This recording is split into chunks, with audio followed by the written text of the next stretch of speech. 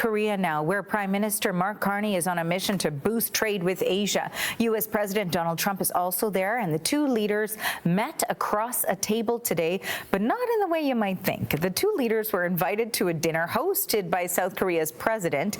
It followed a searing post today by Donald Trump on social media that he was not in the country to meet with Canada. Despite that awkwardness of the situation, the two seemed to interact positively.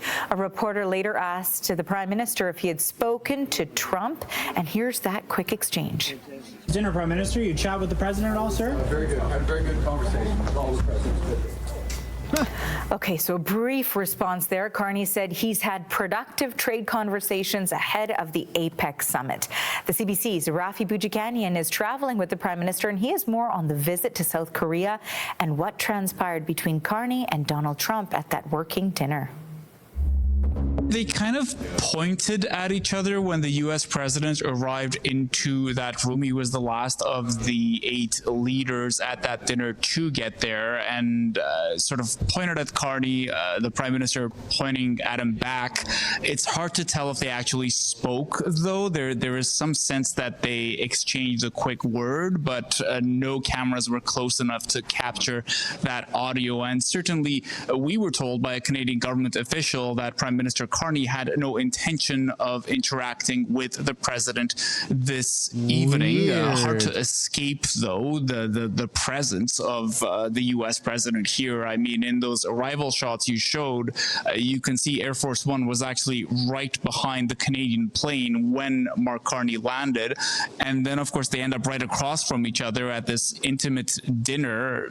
There were always only going to be 8 guests. We didn't have a sense that there was only going to be one table for all of them until we got to South Korea ourselves. The two countries very much still at odds due to these trade talks being cut off because of that Ontario government TV ad. The sense we're getting from a Canadian government official is that nobody on the Canadian side has tried reaching out to the American side. Yet he's sitting right there, less than 10 feet away from the president, who just ripped up all trade negotiations because of an ad that Carney approved. Carney knew what he was doing. He knew it'd piss off Trump. He's sitting right there. He has an opportunity to do it. And instead, he gets completely embarrassed in front of South Korean leaders. I mean, it's absolutely insane. And now Trump, I think today, is in China trying to work on a deal for America and China. And if Canada was on better terms with America, we would actually get lumped in a little bit, because Trump can use Canada as leverage in a good way, right? He can say, okay, you're going to sign a deal with us, but you're also going to sign a deal with Canada because we share a border. And then that in turn is going to put more money into Canada, which is going to put more money into the U.S. economy, because we are America's largest trading partner and visitors. More Canadians cross into America than any other country. So literally Canada, the economy in Canada growing, and people having more money who want to travel more to America because it's so easy, it's so accessible, is a benefit to America. But none of that matters if this is, his style. If this is what he's trying to do, sit across on the table from the most powerful leader and country in the entire world and not even try to fix a relationship, then none of that matters. Since last Thursday, and nobody from the American side seems to have spoken to the Canadian side either. And this evening's event is really the only time that the Prime Minister and the President will sort of, there could be a chance that they would interact, because Donald Trump is leaving sometime tomorrow, while Mark Carney will be here for a couple of more days. We know that it's the first time they've been in the same room since last Thursday, though both men were in Malaysia. They didn't speak there either at the first of the major 2 summits in Asia this week. Thanks, Rafi. That's the latest from the CBC's Rafi Boudjikanian covering the Prime Minister. It's pathetic is what it is. It's absolutely pathetic. I mean, we're sitting across from Trump, who we've just pissed off, who Carney just pissed off personally, right? Not like an oopsie daisy, but like a, hey, we're going to take an ad using and misquoting your old president and we're going to twist it into some propaganda in your country. Canada deserves the pain. Like, not you. I don't feel like I deserve it. I didn't vote for this. But our country does, and our leaders deserve to be humiliated. It sucks, and it's very unfortunate because it does affect us, and it likely will affect us for quite some time. But I don't know how we fix it right now. I don't even know if it's possible with Carney, to be honest. But now we got to take a look at a little sneak peek into the budget, because the budget for Canada comes out November 4th. Big day. Everyone's going to be glued to their phones or TVs and news cycle that day. But we have a little inside scoop. CTV's reporting this. Let's have a look. This is so funny. Okay, ready?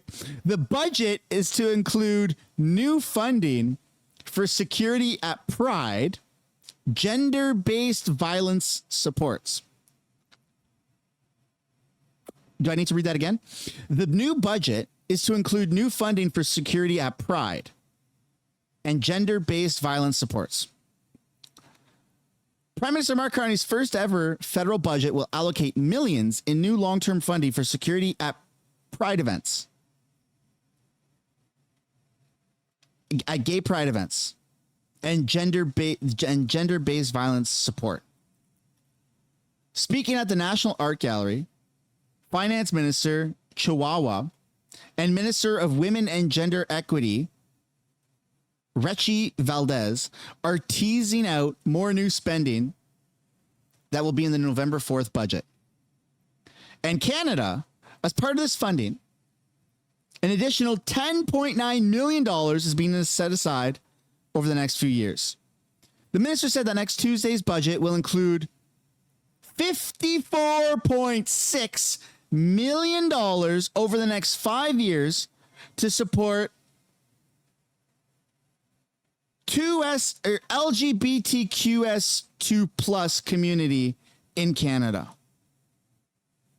Canada is setting aside for the next 5 years $55 million. Let's just round up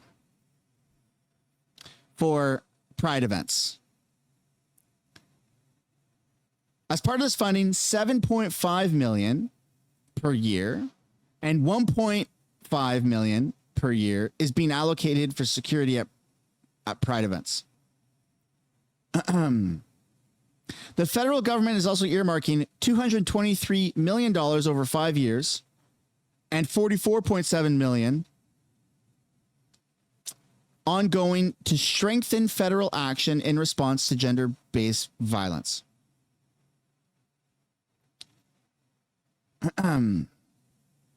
$55 million is going to Pride events.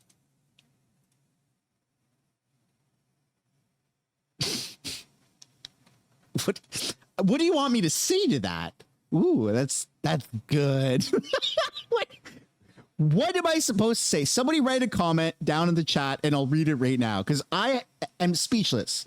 We thought we had the wokest prime minister, and now we're spending millions of our tax dollars on Pride events security. Anyways,